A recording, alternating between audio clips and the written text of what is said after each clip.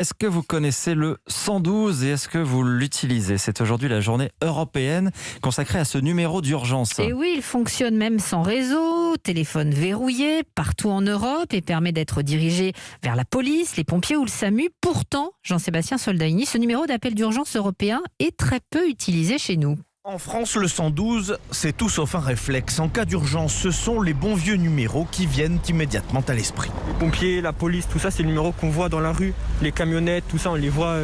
Et aussi, ils sont plus connus à l'école. On nous sensibilise plus à ces numéros-là qu'au 112 ou d'autres numéros comme ça. Je vais quand même penser au 18 parce que c'est vrai que quand on était petit, c'était le numéro qu'on nous apprenait en fait. Le 112, ça vous dit rien? Non, je pense qu'il n'y a pas eu assez de communication. Pas de communication, déficit d'éducation sur ce numéro. Résultat, les Français sont ceux qui utilisent le moins le 112 en Europe. 9% seulement des appels d'urgence l'année passée.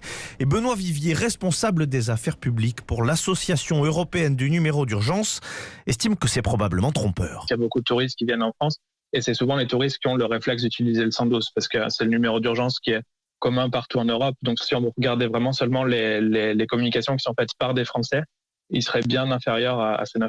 Les pays scandinaves sont comme souvent les bons élèves. 100% des appels d'urgence passent par le 112. La raison est simple, ils ont banni leurs numéros nationaux au profit du seul numéro d'appel européen.